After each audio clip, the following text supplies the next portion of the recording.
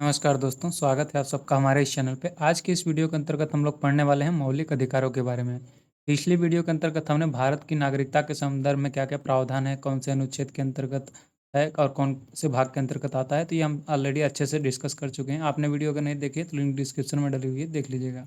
अभी इस वीडियो के अंतर्गत हम लोग पढ़ने वाले हैं मौलिक अधिकारों के बारे में।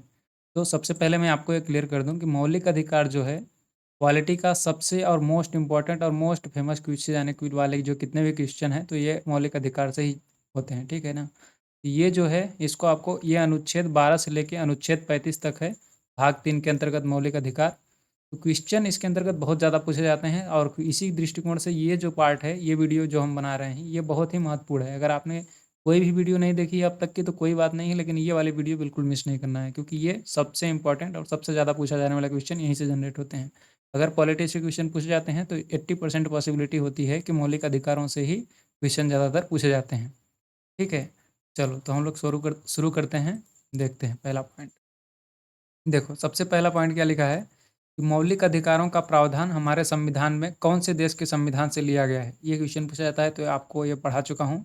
यह जो है अमेरिका के संविधान से लिया गया है, यानी कि यूएसए जो है, USA United state of America, तो अमेरिका के संविधान से मौलिक अधिकारों का प्रावधान हमारे देश के अंतर्गत, हमारे संविधान के अंतर्गत लिया गया है। तो ये पॉइंट आपको ध्यान रखना है, जो मौलिक अधिकारों का प्रावधान अमेरिका से ले लिया गया। और इसका जो वर्णन है संविधान के भाग 3 में, भाग 2 में क्या है, नागरिकता से संबंधित प्रावधान, भाग 3 में क्या है, मौलिक अधिकारों संबंधित प्रावधान। और मौलिक अधिकारों संबंधित जो प्रावधान है ये अनुच्छेद 12 से लेके अनुच्छेद 35 तक है। तो ये पॉइंट भी आपको ध्यान रखना है, ठीक है ना। ये दोनों ही पॉइंट इंपॉर्टेंट हैं, इन दोनों को अच्छे से ध्यान रखिए। भाग 3 के अंतर्गत अनुच्छेद 12 से 35 तक है क्या, मौलिक अधिकार कहाँ से लिया गया है, अमेरिका के देश से संविधान से लिया गया है, ठीक है। अब हम लोग आगे बढ़ते हैं। यहाँ देखो क्या लिखा है, संविधान के भाग 3 को भारत का अधिकार पत्र अर्थात मैग्ना कार्टा कहा जाता है। तो क्वेश्चन यहाँ से पूछा जाता है कि संविधान के किस भाग को भारत का मैग्ना कार्टा कहा जाता है। मैग्ना कार्टा ज़्यादा पूछा जाता है, अधिकार पत्र तो हिंदी में लिखा है, बट ये क्वेश्चन अगर जब आता है एग्जाम में तो मैग्ना कार्टा ही लिखा आता है, हिंदी में लिखा आता है ये। तो आपको ये ध्यान रखना है कि भाग 3 को ही भारत का मैग्ना कार्टा यानी कि अधिकार पत्र कहा जाता है। ये जितने भी पॉइंट हैं मैं बता चुका हूँ ऑलरेडी, ये सभी पॉइंट इंपॉर्टेंट है, तो अच्छे से बस ध्यान से आपको सुनते चलना है। नेक्स्ट देखिए,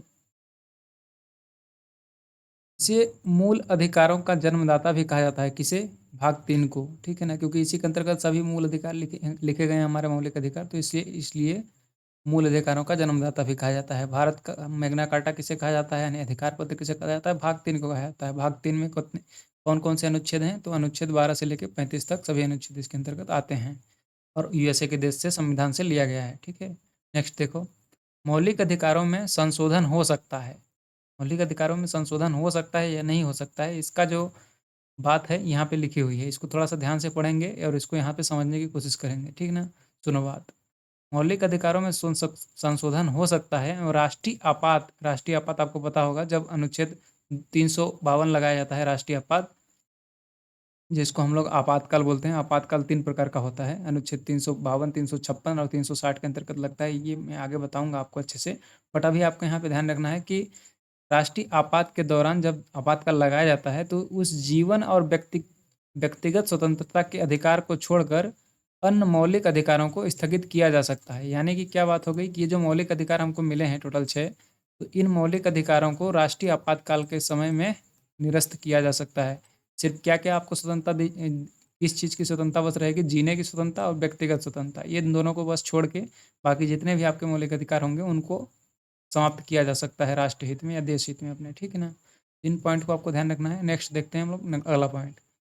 मूल संविधान में 7 मौलिक अधिकार थे, अभी कितने हैं, 6 मूल अधिकार। पहले जब संविधान लागू हुआ था तब कितने मौलिक अधिकार थे, तो 7 मौलिक अधिकार थे, ठीक है। तो 7वां कौन सा मौलिक अधिकार था, ये क्वेश्चन पूछा जाता है। देखो अगर कुछ भी चेंजेस किए गए हैं, कुछ अलग हुआ है ना, तो क्वेश्चन वहाँ से पूछा जाता है। तो आपको बस इतना पॉइंट को धीरे धीरे समझने की कोशिश करते रहना है। देखिए, लेकिन 44वें संविधान संशोधन 1978 में के द्वारा संपत्ति का अधिकार अनुच्छेद 31 एवं 19 क को मौलिक अधिकार की सूची से हटाकर इसे संविधान के अनुच्छेद 300 ए, यानी कि 300 अगर हिंदी में बोलेंगे तो इसको क लिखेंगे ए को, ठीक है ना, 300 क के अंतर्गत कानूनी अधिकार के रूप में रखा गया है। आप सोच रहे होंगे कि सब पीला पीला कर रहा हूँ मैं, सारे ही पॉइंट इंपॉर्टेंट है इसलिए पीला कर रहा हूँ, ठीक है ना। सीरियसली लेके समझना है इस चीज़ को, पॉइंट को ध्यान से सुनो।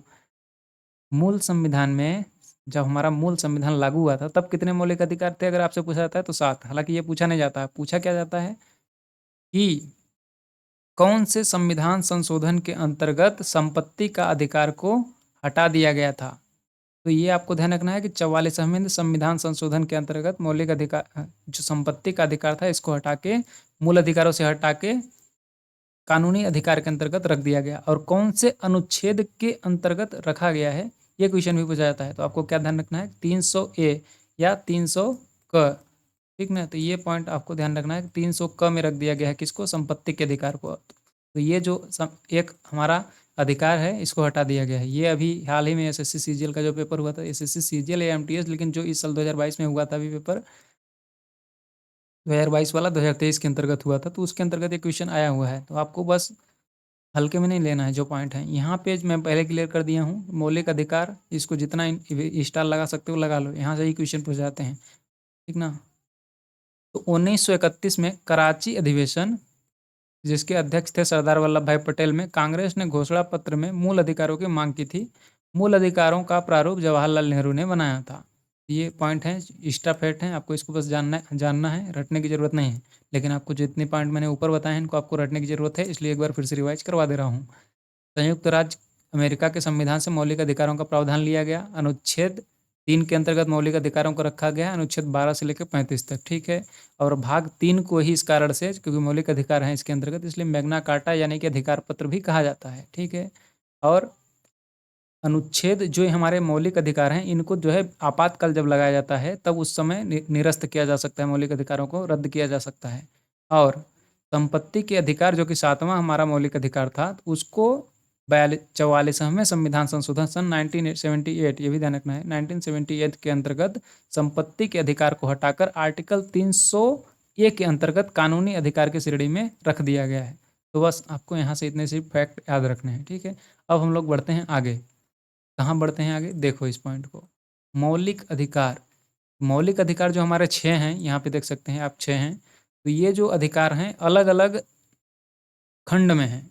जैसे कि समता, यानी कि समता का मतलब होता है समानता, एक दूसरे की समानता। समानता का अधिकार जो है ये अनुच्छेद जो है 14 से लेके 18 तक चलता है। और 19 से देख सकते हैं, 14 से 18 तक, 19 से 22, फिर 23 से 24, फिर 25 से 28, फिर वो 28 के बाद 29 आएगा तो 29 से 30, 30 से 32। तो इस तरह से जो है सीक्वेंस में ही हमारे मौलिक अधिकार बढ़ते हैं। तो इनको हम लोग याद कैसे करना है, तो इसको ये सीक्वेंस आपको याद करने की जरूरत नहीं है। सीक्वेंस हम लोग यहाँ पे याद करेंगे, ठीक ना, कि इस अनुच्छेद में कौन सा अनुच्छेद किस चीज़ से रिलेटेड है। क्वेश्चन यहाँ से पूछे जाते हैं, ना कि यहाँ से। बस आपको यहाँ पे ये कुछ पॉइंट ध्यान रखना है किस तरह से, कि कौन कौन से अधिकार हैं। तो इनको मैं एक बार रीड कर दे रहा हूँ तो आपके दिमाग में बस जाएगा ये चीज़ें। समता का अधिकार यानी कि समानता का अधिकार, स्वतंत्रता का अधिकार, शोषण के विरुद्ध अधिकार, धार्मिक स्वतंत्रता का अधिकार, संस्कृति और शिक्षा संबंधी अधिकार, संवैधानिक उपचारों का अधिकार। देखो ये तो 7 अधिकार हो गए, इनके अंतर्गत ना, जैसे कि समता का अधिकार हो गया, तो इसके अंतर्गत उप अधिकार हैं बहुत सारे, मतलब कि उसको अलग से विभाजित करके डेफिनेशन उनका दिया गया है कि क्या इसका मतलब क्या हुआ, समता में किस किस चीज़ की समता, और अगर स्वतंत्रता है तो किस किस चीज़ की स्वतंत्रता, अलग अलग स्वतंत्रता। तो उन सब के अंतर्गत अलग से उनको डिफाइन किया गया है यूनिट वाइज यूनिट। तो हम लोग उसको सीक्वेंस में ही देखेंगे। जैसे कि अब हम लोग पढ़ते हैं, सबसे पहला हमारा अधिकार जो है ये देखिए यहाँ पे पहला लिखा है, पहला जो है समता यानी कि समानता का अधिकार। तो समता यानी कि समानता के अधिकार के अंतर्गत अलग अलग प्रकार की समानता दी गई है, यानी कि अलग अलग प्रकार से समानता के बारे में उल्लेखित किया गया है संविधान के अंतर्गत। तो वो किस किस प्रकार से है, देखो, विधि के समक्ष समता, विधि मतलब नियम के समय, नियम मतलब नियम कानून जो भी राष्ट्र में हमारे देश में लगाया जाएगा तो वो उसमें हम लोगों को सबको समान समता रहेगी, मतलब समानता रहेगी कि किसी के लिए अलग नियम कानून नहीं बनेगा, जो नियम कानून बनेगा वो सबके लिए बनेगा। तो ये विधि की समक्ष समता। धर्म, नस्ल, जाति, लिंग, जन्म स्थान के आधार पर भेदभाव का निषेध, ये भी एक प्रकार की समानता ही होगी जब उनको निषेध किया गया, मतलब रोक लगेगी कि किसी को धर्म, जाति या लिंग के आधार पर उन पर कोई अलग से नहीं भेदभाव नहीं किया जाएगा। लोक नियोजन यानी लोक नियोजन मतलब सरकारी क्षेत्रों में अगर गवर्नमेंट जॉब वगैरह निकलती है तो वहाँ पे अवसर में समानता देनी है, सबको समता रखनी है, कि ये नहीं कि इसको ज़्यादा वरीयता दी जाए उसको कम वरीयता दी जाए, ये सब नहीं चलेगा। तो इसकी समानता हो गई। और अस्पृश्यता का यानी कि छुआछूत का अंत करके समानता को खत्म, समानता सब में बढ़ाई गई। उपाधियों का अंत यानी कि किसी को ज़्यादा उपाधि जो देते थे डिग्री, उनको सबको हटा दिया गया था इसके अंतर्गत। मतलब किसी को स्पेसिफाई अलग ना फील हो कि ये हमसे बड़ा है, तो इसलिए उपाधियों को हटा दिया गया। तो ये इस प्रकार की टोटल समता है यानी कि समानता है। आगे हम लोग देखेंगे, हालांकि आगे समानता है, समानता से संबंधित सिर्फ इतने ही हैं पॉइंट, जो कि आपको कहाँ से कहाँ तक आर्टिकल 14 से लेके आर्टिकल 18 तक। तो आपको क्वेश्चन कैसे पूछा जाएगा, अब ये सुनो। आपने ये तो सुन लिया, आपके दिमाग में बसने के लिए फीलिंग क्या है, इसकी भावना क्या है संविधान की हमारे, ठीक है ना। अब हमारे एग्जाम पॉइंट ऑफ व्यू से किस तरह से क्वेश्चन पूछा जाएगा और क्या इंपॉर्टेंट है, इसको ध्यान से सुनो।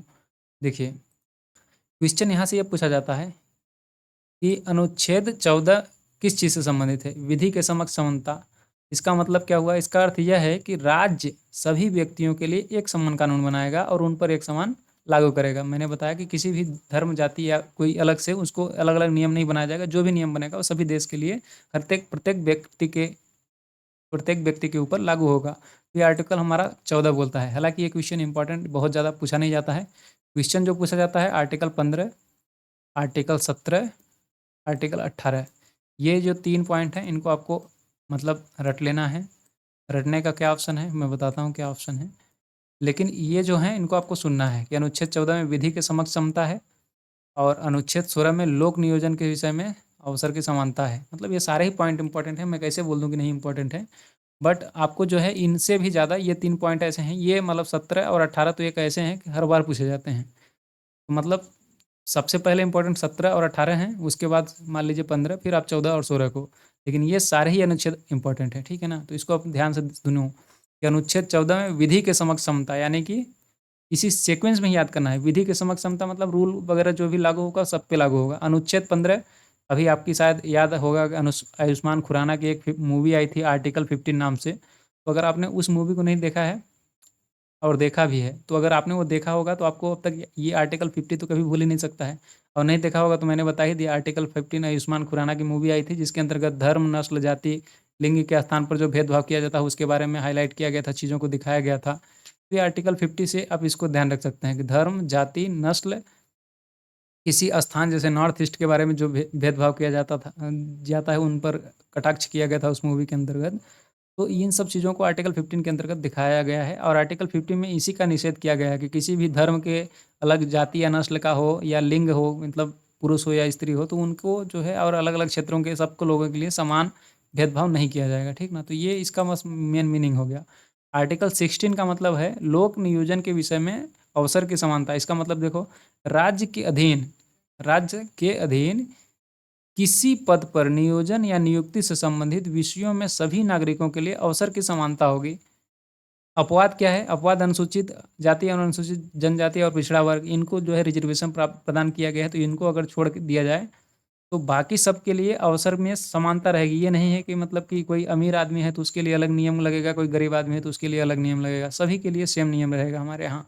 कि हमारे देश के अंतर्गत अगर कोई भी सरकारी नौकरी निकलती है या कोई भी चीज़ रहती है तो वहाँ पे सब लोगों को समान अवसर प्रदान किया जाएगा, वो अपने प्रतिभा को दिखा के वहाँ पे चयनित हो सकते हैं। तो ये इसका पॉइंट है। तो क्वेश्चन यहाँ से पूछा जाता है लोक नियोजन के विषय में अवसर की समानता, ये कौन से अनुच्छेद के अंतर्गत है, तो आर्टिकल 17, ठीक है, समझ पाए आप।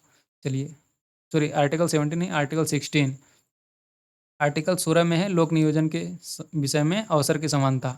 और आर्टिकल 17, इसको तो आप, मुझे पता है कि आप में से ज़्यादातर लोगों को ये याद होगा, और नहीं याद है तो बिल्कुल कोई बात नहीं है, इसको ध्यान रखिए। आर्टिकल 17, 17 में अस्पृश्यता का अंत, इसको ध्यान कैसे रखेंगे, जैसे हम लोग जनरली नॉर्मल भाषा में अगर हिंदी में बोला जाए तो ऐसे बोला जाता है कि 17 प्रकार का नियम कानून नहीं चलेगा, 17 प्रकार का भेदभाव नहीं चलेगा। अस्पृश्यता मतलब 17 प्रकार की जाति जो होंगी ये सब अस्पृश्यता हम नहीं वैलिड होगा। तो ये जो है ना 17 प्रकार मतलब 17 अनुच्छेद। आर्टिकल 17 अस्पृश्यता का अंत मतलब छुआछूत का अंत। जैसे कि आप अगर ग्रामीण क्षेत्र से आते हैं तो आपको पता भी होगा कि वहाँ पे जो है अस्पृश्यता को इसको ज़्यादातर देखा जाता है कि बड़े जो लोग होते हैं अलग मतलब अलग, जैसे ब्राह्मण या अगर जो भी उच्च कुल के लोग होते हैं, जो पहले मतलब माना जाता था इस प्रकार से, तो उन लोगों के साथ ये ज़्यादातर जो निम्न कुल के होते थे जैसे एसटी एससी के लोगों, तो उनके साथ भेदभाव काफ़ी किया जाता था, उनको छुआछूत के रिलेटेड उनको अशुभ नहीं मतलब अच्छा नहीं माना जाता था। इस कारण से जो है आर्टिकल 17 को लाया गया और अस्पृश्यता का इस प्रकार से अंत किया गया कि यानी कोई किसी को भी आपको टच करने से मना नहीं कर सकते हैं। ठीक है ना। तो इसको आपको ध्यान रखना है। अस्पृश्यता का अंत आर्टिकल 17, ये अभी आज ही क्वेश्चन आया था। ये आज फर्स्ट शिफ्ट में जो वन रक्षक का मध्य प्रदेश के अंतर्गत पेपर हुआ था, उसके अंतर्गत यही क्वेश्चन पूछा गया था। तो ये क्वेश्चन और ये क्वेश्चन बहुत ही ज़्यादा इंपॉर्टेंट है। और ये जो 2000 अनुच्छेद 18 वाला है, ये एसएससी सीजीएल का क्वेश्चन है इसी साल का। तो अनुच्छेद 18 जो है उपाधियों का अंत, अनुच्छेद 18 में है उपाधियों का अंत, और अनुच्छेद 17 में है अस्पृश्यता का अंत। अस्पृश्यता मतलब छुआछूत का अंत, और अनुच्छेद 18 मतलब उपाधियों का अंत। इसका मतलब क्या हुआ, सेना या विधा संबंधी सम्मान के सिवाय अन्य कोई भी उपाधि राज्य द्वारा प्रदान नहीं किया जाएगी। भारत का नागरिक किसी भी अन्य देश से बिना राष्ट्रपति की आज्ञा के कोई भी उपाधि स्वीकार नहीं कर सकता है। इसका मतलब देखो ये बात है, इसका मतलब क्या ये कि उपाधियों का अंत कर दिया गया। जैसे कि मान लीजिए कि महात्मा गांधी को सर की उपाधि दी थी अंग्रेजों ने, तो इस प्रकार की कोई उपाधि भारत सरकार या किसी भी व्यक्ति विशेष द्वारा हमारे इंडिया के अंतर्गत अभी वर्तमान में नहीं दी जाती है। क्यों नहीं दी जाती है, क्योंकि इससे जो है कि समाज में भेदभाव या फिर मतलब ऊंच नीच के भाव प्रकट होता है कि हम उनसे छोटे हैं। ये सब भावों को समाप्त करने के लिए ही आर्टिकल 18 जो है उपाधियों का अंत किया गया इसके थ्रू। ठीक है, इसके अंतर्गत आप पूछेंगे कि जैसे भारत रत्न दिया जाता है, और क्या बोलते हैं, बहुत सारे श्री, क्या बोलते हैं यार, पद्मश्री सम्मान दिए जाते हैं, इस तरह के उनकी जो पूरी सीरीज चलती है। तो उन पुरस्कारों में तो भी तो अलग से मतलब फीलिंग आ सकती है, बट यहाँ पे जो है ये जो सम्मान है ये राष्ट्रहित में दिए जाते हैं, और इन सम्मानों को भी आर्टिकल 18 के अंतर्गत ही दिया जाता है। तो क्वेश्चन यहाँ से पूछा जाता है कि भारत सरकार द्वारा भारत रत्न, पद्म विभूषण, पद्म भूषण और पद्मश्री एवं सेना के जो परमवीर चक्र, महावीर चक्र, इस तरह के आदि जो पुरस्कार हैं ये किस अनुच्छेद के तहत दिए जाते हैं, तो ये आर्टिकल 18 के तहत ही दिए जाते हैं। ये क्वेश्चन आ चुका है, इसको ध्यान रखना है कि जो जैसे उपाधियों का अंत 18 के अंतर्गत किया गया, लेकिन जो देश के प्रतिभा को दिखाने वाले लोग हैं उनको भी तो गौरवान्वित करना है, तो उनके लिए तो अलग से भी उपाधियां तो भी तो देनी भी पड़ेगी। इस कारण से जो है आर्टिकल 18 के अंतर्गत ही इन सब पुरस्कारों को दिया जाता है। तो क्वेश्चन यहाँ से इस प्रकार से पूछा जाता है कि इन सब पुरस्कारों को कौन से आर्टिकल के थ्रू दिया जाता है भारत सरकार द्वारा, तो ये आर्टिकल 18 के थ्रू दिया जाता है। ठीक है, देखो हमारा पहला आर्टिकल यहाँ पे जो है पहला मौलिक अधिकार खत्म होता है, समता का अधिकार, यानी कि आर्टिकल 14 से लेकर 18 तक हमने पढ़ लिया। 14 में विधि के समक्ष समानता, आर्टिकल 15 में धर्म, नस्ल, जाति, लिंग, स्थान के आधार पर भेदभाव का निषेध किया गया, और आर्टिकल 16 में लोक नियोजन के विषय में अवसर में समानता, और 17 में अस्पृश्यता छुआछूत का अंत, 18 में उपाधियों का अंत। ये सब हमने पॉइंट अच्छे से पढ़ लिए हैं। ठीक है, अब हम लोग क्या देखेंगे, स्वतंत्रता का अधिकार। स्वतंत्रता का अधिकार को भी अलग अलग कैटेगरी में डिवाइड किया गया है। किस चीज़ की स्वतंत्रता, भाई स्वतंत्रता कई प्रकार की हो सकती है, समझ पा रहे हो आप। तो स्वतंत्रता को इस प्रकार से हमने अलग अलग डिवाइड किया है। मतलब हमने क्या डिवाइड किया है, पहले ही डिवाइड किया जा चुका है संविधान के अंतर्गत, हम तो बस पढ़ रहे हैं। ठीक है ना, और इसको हम लोग इस पॉइंट से पढ़ रहे हैं कि एग्जाम के अंतर्गत हमको, देखो मेन फोकस ये नहीं है कि हमको ज्ञानी बनना है या वकील बनना है, इस कारण से हम लोग पढ़ रहे हैं। तो ज़्यादा डिटेल में जाएंगे, ज़्यादा डिटेल में हमको नहीं जाना है, हमको सिर्फ उन पॉइंट्स को अपने माइंड में अच्छे से याद करने हैं कि अगर एग्जाम के अंतर्गत आता है तो क्वेश्चन बिल्कुल छूटे भी ना। ठीक ना, किसी भी हाल में नहीं छूटना चाहिए। और ये अगर मैं जो पढ़ा रहा हूँ ना, अगर इसको वीडियो को आप एक दो बार अच्छे से रिपीट करके सुन लेते हैं, देख लेते हैं, तो कभी नहीं भूलेगा ये, और एग्जाम के अंतर्गत आएगा तो एटलीस्ट क्वेश्चन के आंसर तक तो आप पहुँच ही जाएंगे। ठीक है ना, देखो ये बात की बातें हो गई। अब यहाँ पे पॉइंट पे पढ़ने पे आते हैं। स्वतंत्रता का अधिकार जो है अनुच्छेद 19 के अंतर्गत है। अब हम कैसे, अनुच्छेद 19 के भी अलग अलग पार्ट हैं। यहाँ पे देखो आप, अनुच्छेद 20 के अंदर भी है, 21 भी है, ये 21 का है। ये सब स्वतंत्रता के अधिकार हैं। ठीक है, फिर हमारे अलग अलग अधिकार आएंगे, तो इन सबको हम लोग कैसे पढ़ेंगे। देखो यहाँ पे 19 से लेके 22 तक स्वतंत्रता के अधिकार हैं। तो इनमें से जो सबसे इम्पोर्टेंट पॉइंट है ये आर्टिकल 19A। बस आपको इसके मतलब ये, इसको तो अच्छे से बस याद रखना है, बाकी पॉइंट तो आपको बस सुनने हैं और समझने की, याद करने की कोशिश करना है। देखो 100% कोई नहीं होता है, ना ही 100% सारी चीज़ें याद की जा सकती हैं, लेकिन उन पॉइंट को बिल्कुल नहीं छोड़ना चाहिए जो कि हर बार ही क्वेश्चन पूछे जाते हैं, सबसे ज़्यादा रिपीट होने की प्रोबेबिलिटी होती है। तो इस हिसाब से ही हम लोग पढ़ रहे हैं। आर्टिकल 19, देखो मूल संविधान में 7 तरह के स्वतंत्रता का उल्लेख किया गया था। जैसे स्वतंत्रता का अधिकार, तो किस किस प्रकार की स्वतंत्रता, तो ये मूल संविधान में पहले 7 प्रकार की स्वतंत्रता थी। अब कितनी स्वतंत्रता है, कितने प्रकार की स्वतंत्रता है, ये सिर्फ 6 प्रकार की स्वतंत्रता रह गई हैं।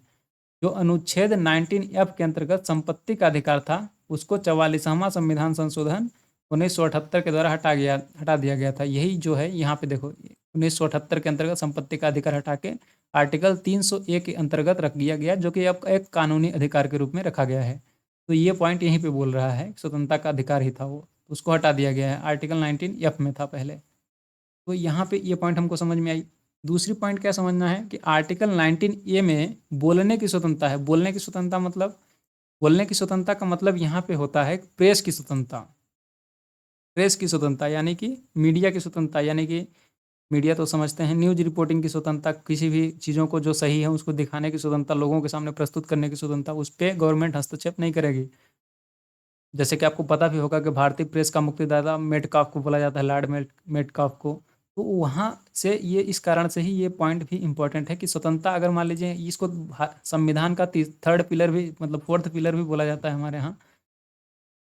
तो यहाँ पे इस पॉइंट को आपको बहुत अच्छे से ध्यान रखना है कि जो मतलब बोलने की स्वतंत्रता, वाक की स्वतंत्रता, इसको वाक भी बोला जाता है। वाक, वाक मतलब बात, बोलने की स्वतंत्रता होता है। तो आर्टिकल 19 में बोलने की स्वतंत्रता है, यानी कि प्रेस की स्वतंत्रता है, जो प्रेस न्यूज रिपोर्टिंग की स्वतंत्रता होती है। ठीक है, और हम लोग इसको पढ़ लेते हैं। अनुच्छेद 19B में शांतिपूर्वक बिना हथियारों के एकत्रित होने की स्वतंत्रता है। ठीक है, और आर्टिकल 19C में संघ बनाने की स्वतंत्रता, यानी कि अपना ऑर्गेनाइजेशन बनाने की स्वतंत्रता है। आर्टिकल 90D के अंतर्गत देश के किसी भी क्षेत्र में आवागमन की स्वतंत्रता है। और आर्टिकल 19E के अंतर्गत देश के किसी भी क्षेत्र में निवास करने और वहाँ घर बना के बसने की स्वतंत्रता है। आर्टिकल 19G के अंतर्गत कोई भी व्यापार, यानी कि कोई भी व्यापार आप कर सकते हैं और उसको आजीविका चलाने की स्वतंत्रता है। तो ये इतनी प्रकार की स्वतंत्रता है हमारे अभी वर्तमान में।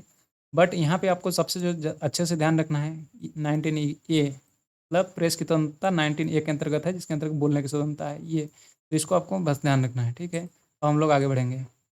देखो अनुच्छेद 20 में क्या है।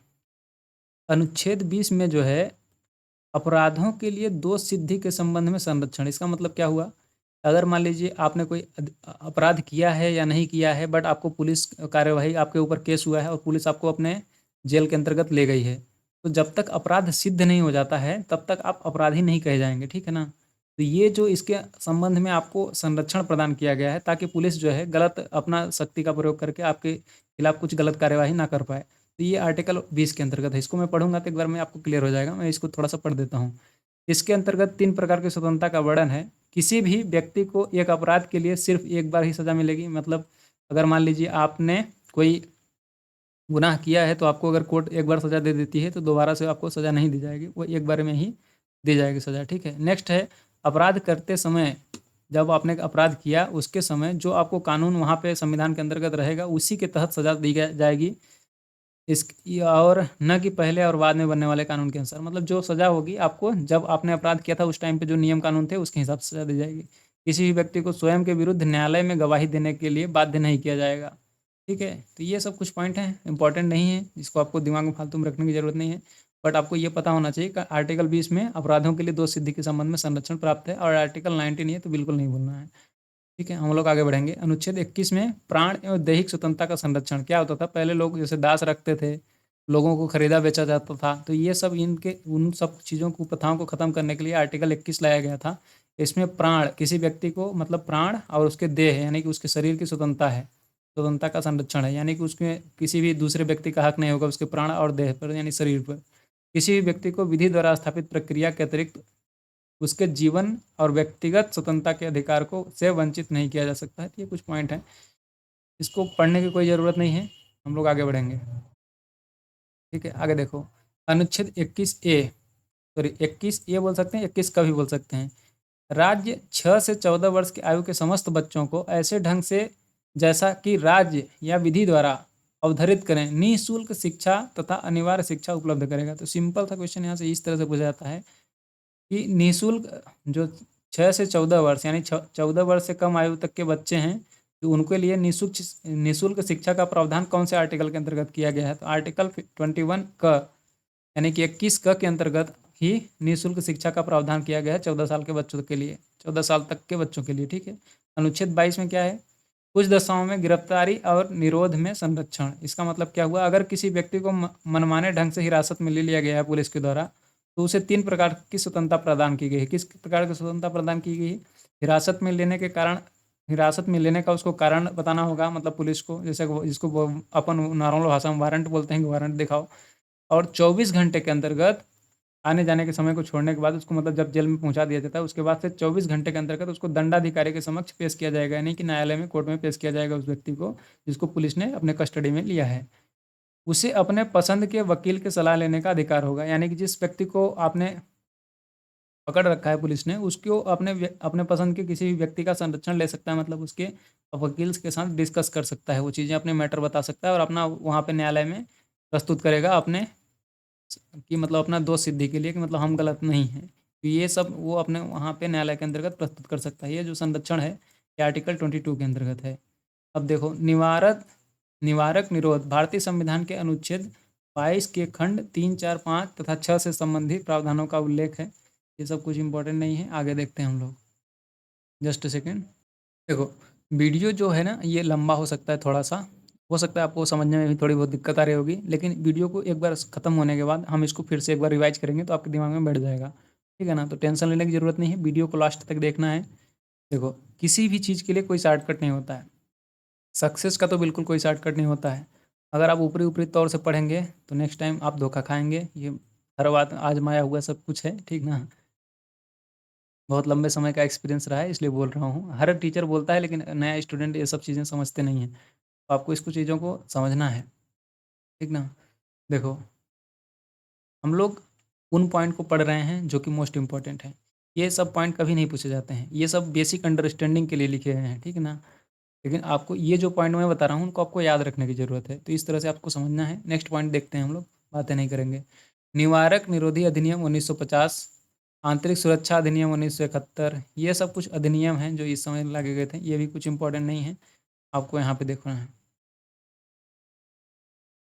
देखो, थर्ड हम लोग देखते हैं। थर्ड जो अधिकार है, शोषण के विरुद्ध अधिकार, हमने क्या क्या देख लिया। देखो, यहाँ पे हमने देखा समानता का अधिकार 14 से 18, स्वतंत्रता का अधिकार 19 से 22। अब हम लोग देख रहे हैं शोषण के विरुद्ध अधिकार जो कि आर्टिकल 23 और 24 के अंतर्गत है।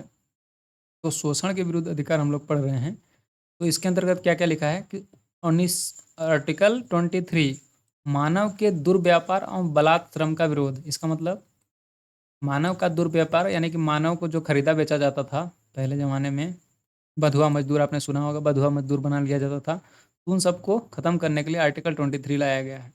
इसके द्वारा किसी व्यक्ति की खरीद बिक्री, बेगारी, इसी प्रकार का अन्य जबरदस्ती लिया हुआ श्रम निषिद्ध ठहराया गया है। यानी कि किसी भी व्यक्ति से आप जबरदस्ती कार्य नहीं करवा सकते हैं, जिसका उल्लंघन विधि के अनुसार दंडनीय अपराध है। अगर इन नियमों का उल्लंघन किया जाता है तो उसको कानून मतलब उसको जो है जेल भेजा जा सकता है। कोई व्यक्ति अगर इन नियमों का उल्लंघन करता है तो ज़रूरत पड़ने पर राष्ट्रीय सेवा करने के लिए बाध्य किया जा सकता है। यहाँ पे इस पॉइंट को आपको ध्यान रखना है। यहाँ पे नोट में क्यों लिखा गया है ये, इसका मतलब इसका भावना कुछ और है। बेसिक अंडरस्टैंडिंग के लिए ज़रूरत है, एग्जाम में नहीं पूछा जाएगा, लेकिन आपको ये पता होना चाहिए कि आर्टिकल 23 के अंतर्गत मानव दुर्व्यापार और बलात् श्रम का निषेध। तो ये जो है ना, आर्टिकल 24 सबसे ज़्यादा पूछा जाता है, बट ये आपको एक बार ध्यान से इसको सुन लो क्योंकि यहाँ पे लिखा हुआ है तो मैं इसको बता देता हूँ। ज़रूरत पड़ने पर राष्ट्रीय सेवा करने के लिए बाध्य किया जा सकता है, ये आर्टिकल 23 के अंतर्गत ही लिखा गया है। लेकिन और दूसरे चीज़ों के लिए आपके जो नागरिक होंगे, गाँव आपके जो क्षेत्र के कहीं के भी कोई भी व्यक्ति हो, आपको बाध्य नहीं कर सकता है किसी कार्य को करने के लिए, श्रम लेने के लिए, ठीक है ना। आपका मतलब शारीरिक श्रम लेने के लिए या किसी भी प्रकार का श्रम हो तो आपको बाध्य नहीं कर सकता है। आप फ्री हैं, आप चाहें तो करिए, आप चाहें तो ना करिए, ठीक है। बट ज़रूरत पड़ने पर राष्ट्रीय सेवा करने के लिए आपको बाध्य किया जा सकता है। यानी कि जब अगर मान लीजिए कोई देश, दूसरा देश हमारे इंडिया पे आक्रमण करता है और वहाँ पे आपको सेना में मान लीजिए बहुत सारे लोगों की कमी हो जाती है, तो तब इस नियम का इस्तेमाल किया जाता है कि ज़बरदस्ती अगर आप इंडिया में मान लीजिए फौजों की बहुत सारा कमी हो गई, हमारी आर्मी की बहुत सारी कमी हो गई, लेकिन लोग सम्मिलित अगर नहीं होना चाहते हैं तो ये आपके आर्टिकल एक्टिवेट हो जाएगा और आपको ज़बरदस्ती वहाँ पे सेना के अंतर्गत शामिल करके भेजा जा सकता है देश के लिए लड़ने के लिए। क्यों? क्योंकि राष्ट्रीय सेवा ही सब कुछ सेवा है, ठीक है ना। राष्ट्र की सेवा ही, जब भाई देश रहेगी तभी तो आप रहोगे, इसलिए ये आर्टिकल भी रखा गया है, ठीक है। आर्टिकल 24 यहाँ पे अगर ध्यान रखने वाली बात है, मैं आपको एक बार लास्ट में बताऊंगा क्या ध्यान रखना है, पहले आप सुनते रहो जितना बताते जा रहा हूँ, ठीक है। आर्टिकल 24 बालकों के नियोजन का प्रतिषेध और 14 वर्ष से कम आयु वाले किसी भी बच्चों को कारखाने खानों अथवा किसी भी जोखिम भरे काम पर नियुक्ति की नहीं किया जा सकता है। इसका मतलब क्या है, क्वेश्चन कैसे पूछा जाता है, यहाँ से ये मोस्ट इंपॉर्टेंट पॉइंट है, ठीक है। इसको आप इस तरह से ध्यान रखेंगे। 14 वर्ष तो आप बहुत जमाने से सुनते आ रहे होंगे, 14 से अपन कहाँ जाएंगे, 24, ठीक है। जब 24 साल के हो जाएंगे तो अपन काम करेंगे, है कि नहीं।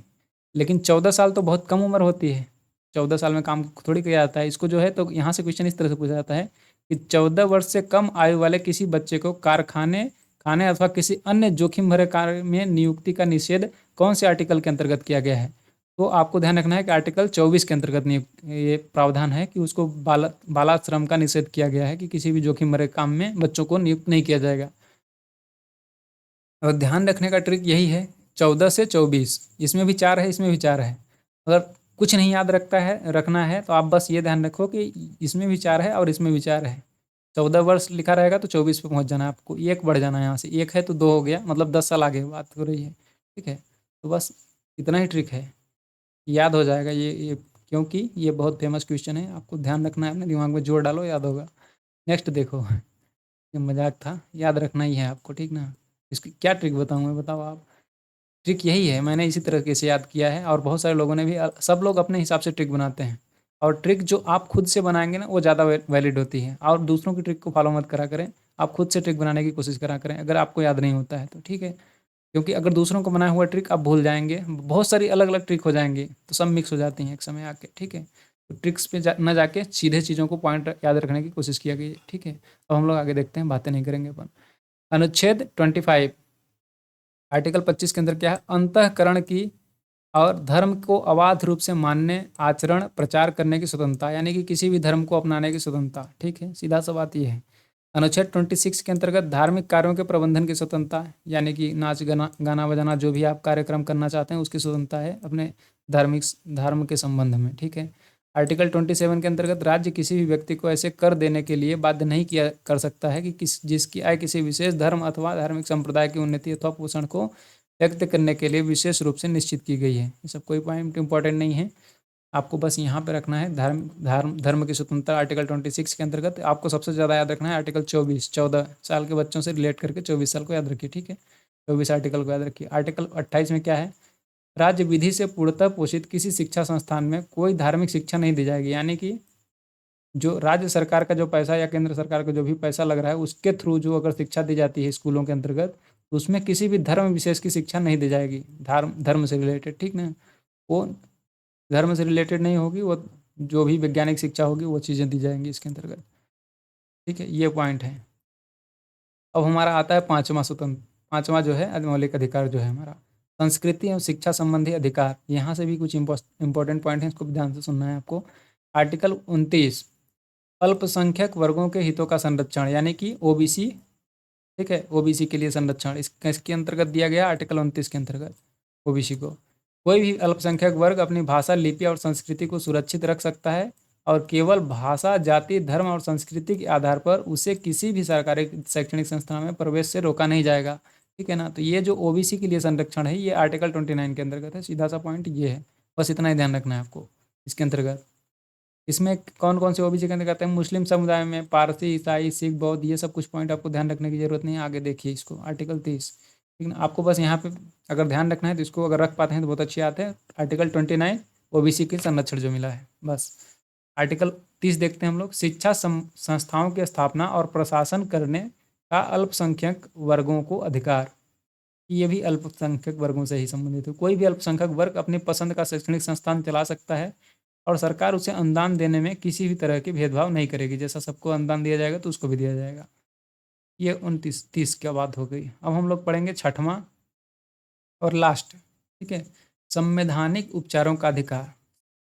छठवां लास्ट और मोस्ट इम्पॉर्टेंट, ठीक, संवैधानिक उपचारों का अधिकार। देखो इसको आप पढ़ो, क्या लिखा है, संवैधानिक उपचारों के अधिकार को डॉक्टर भीमराव अंबेडकर ने संविधान की आत्मा कहा है। ये एक ऐसा क्वेश्चन है जो कि पहले ज़माने में बहुत पूछा जाता करता था, हालांकि अब सबको याद हो चुका है शायद, इसलिए अब ये क्वेश्चन नहीं पूछते हैं कोई भी एग्जामिनर, बट ये पॉइंट आपको ध्यान रखना है। जो नॉर्मल पेपर होते हैं जिसमें बहुत इजी लेवल के क्वेश्चन पूछे जाते हैं तो वहाँ पे इस क्वेश्चन को पूछा जाता है कि संवैधानिक उपचारों के अधिक मतलब डॉक्टर भीमराव अम्बेडकर ने कौन से मौलिक अधिकार को संविधान की आत्मा कही है। तो ये जो है संवैधानिक उपचारों का जो अधिकार है, ये आर्टिकल 32 भी इससे रिलेट करके याद रखना है कि आर्टिकल 32 को के बारे में ही ये बात बोली गई है। आर्टिकल 32 के बारे में ही डॉक्टर भीमराव अम्बेडकर ने संविधान की आत्मा कहा है। किस अनुच्छेद को कहा है, तो ये सीधा सीधा ये आपको ध्यान रखना है कि आर्टिकल 32 को, आर्टिकल 32 को संविधान की आत्मा कहा है डॉक्टर भीमराव अम्बेडकर ने।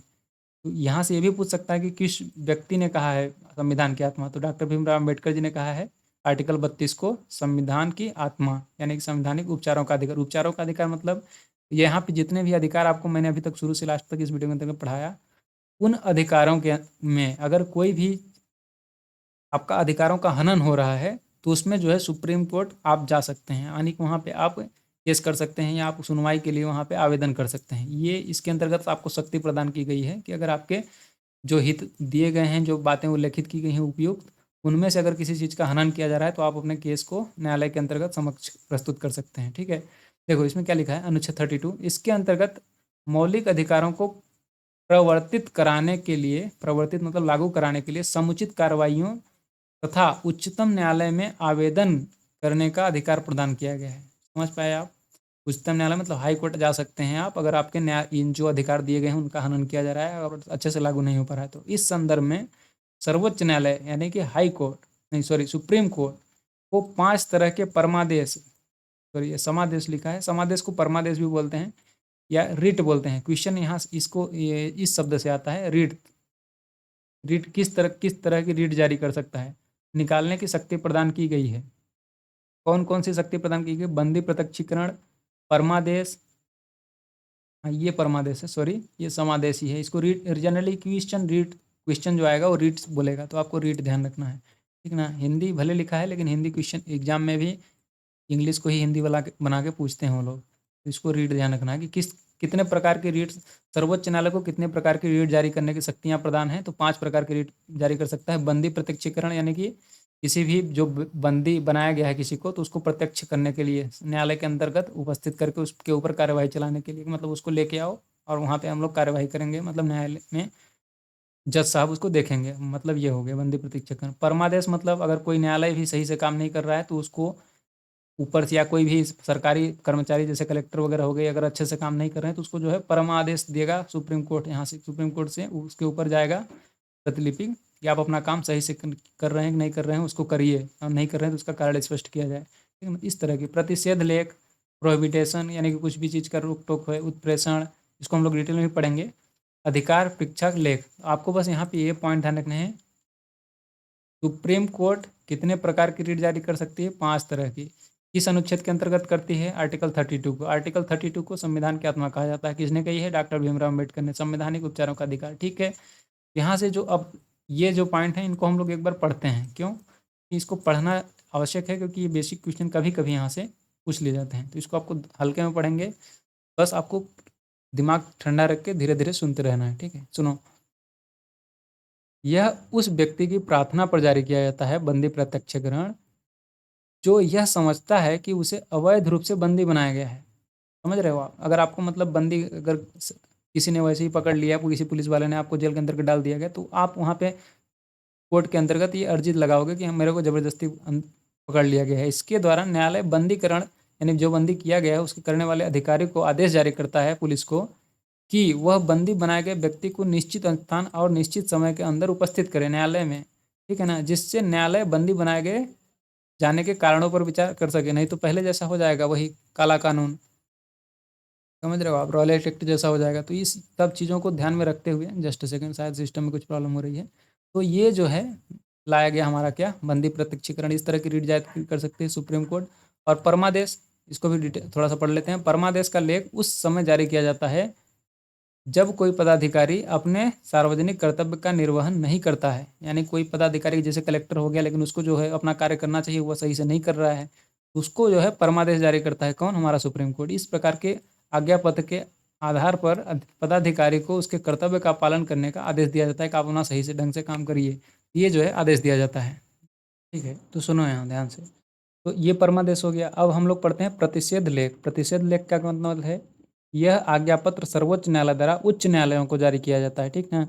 इसमें निम्न न्यायालयों व अर्धन्यायिक न्यायाधिकारियों को जारी करते हुए आदेश दिया जाता है कि इस मामले को अपने यहाँ कार्यवाही न करें, और क्योंकि यह मामला उसके अधिकार क्षेत्र से बाहर है, ठीक है। तो मतलब अब एक बड़ा न्यायालय जो सुप्रीम कोर्ट होगा वो छोटे न्यायालय, उच्च न्यायालय और उनसे निम्न न्यायालयों को यह प्रतिषेध लेख जारी करता है। प्रतिषेध लेख को जो है प्रोहिबिटेशन, प्रोहिबिटेशन मतलब रोकना ना, तो ये प्रतिषेध लेख जारी करता है कि आप अपने यहाँ पे इस मैटर को सॉल्व मत करिए, इसको हमारे यहाँ भेज दीजिए, हम लोग इस पर अपन जो है हायर कोर्ट इसको देखेगा, सुप्रीम कोर्ट इसको देखेगा।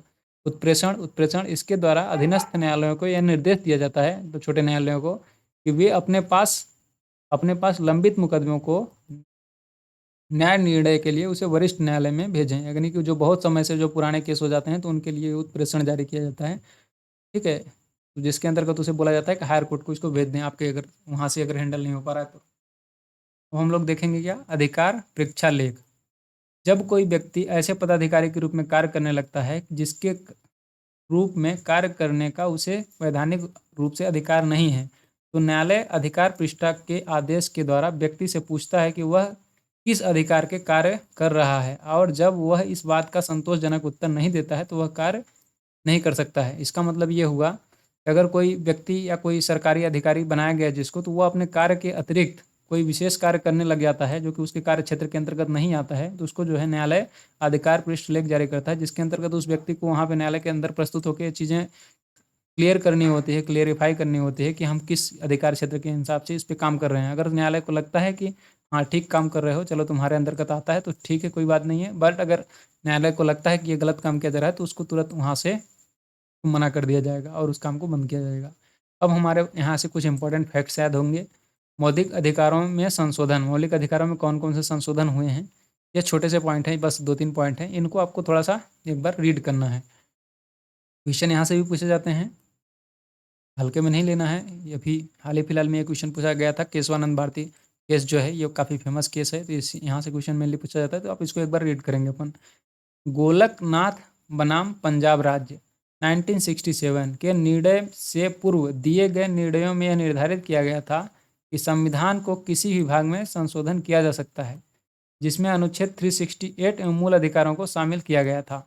यानी कि सभी भागों में संशोधन किया गया जा सकता है। यह जो है 1968 के अंतर्गत गोलकनाथ बनाम राज्य में ये मतलब न्यायालय के द्वारा ये चीज़ें प्रस्तुत की गई थी। फिर इसके बाद क्या हुआ, सर्वोच्च न्यायालय ने गोलकनाथ बनाम पंजाब राज्यवाद, जब ये जो है मैटर सर्वोच्च न्यायालय में पहुंचा तो 1960 ईस्वी में 1967 के निर्णय में अनुच्छेद 368 में निर्धारित प्रक्रिया के माध्यम से मूल अधिकारों में संशोधन पर रोक लगा दी गई। अर्थात संसद मूल अधिकारों में संशोधन नहीं कर सकती। देख रहे हो आप, इस पॉइंट को आप थोड़ा ध्यान से सुनो।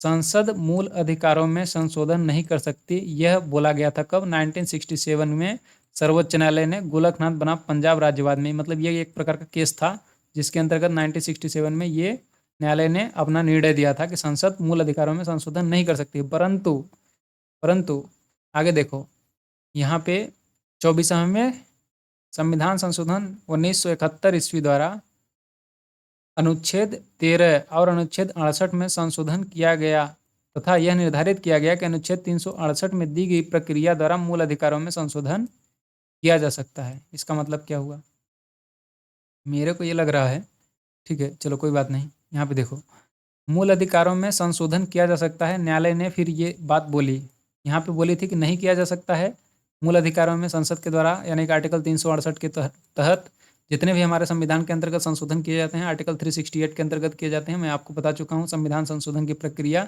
दक्षिण अफ्रीका के संविधान से ली गई है, ये भी मैं बता चुका हूँ आपको, तो ये पॉइंट आपको याद होगा। लेकिन जो ये यहाँ पे बोला गया कि 368 के थ्रू आप संविधान में संशोधन कर सकते हैं, तो न्यायालय ने अपनी ही बात को इसको रिजेक्ट कर दिया और इसको लागू किया। फिर क्या होता है, केशवानंद भारती बनाम केरल राज्यवाद के निर्णय में इस प्रकार के संशोधन की विधि मान्यता प्रदान की गई, अर्थात गोलकनाथ बनाम पंजाब राज्य के निर्णय को निरस्त कर दिया गया। ये जो मैटर हुआ था इसको निर्णय को रिजेक्ट कर दिया गया और यहाँ पे बात बोली गई कि मूल संविधान में संशोधन किया जा सकता है।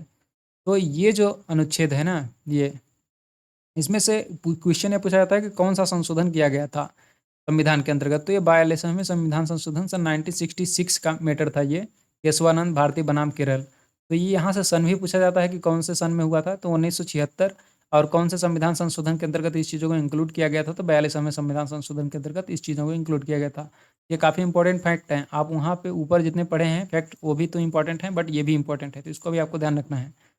देखो 42वें संविधान संशोधन 1976 के द्वारा अनुच्छेद 368 में खंड 4 और खंड 5 जोड़े गए। तथा यह व्यवस्था की गई कि इस प्रकार किए गए संशोधन को किसी भी न्यायालय में प्रश्नगत नहीं किया जा सकता। ठीक है, मतलब जो संशोधन इस प्रकार से किए जाएंगे उनमें न्यायालय में प्रश्नगत नहीं किया जा सकता है, ये व्यवस्था करी गई खंड 4 और 5 के अंतर्गत। मिनर्वा मिल्स बनाम भारत संघ सन 1980 के निर्णय द्वारा यह निर्धारित किया गया कि संविधान के आधारभूत लक्षणों की रक्षा करने का अधिकार न्यायालय को है और न्यायालय इस आधार पर किसी भी संशोधन का पूर्वावलोकन कर सकता है। इसके द्वारा 42वें संविधान संशोधन द्वारा की गई व्यवस्था को भी समाप्त कर दिया गया।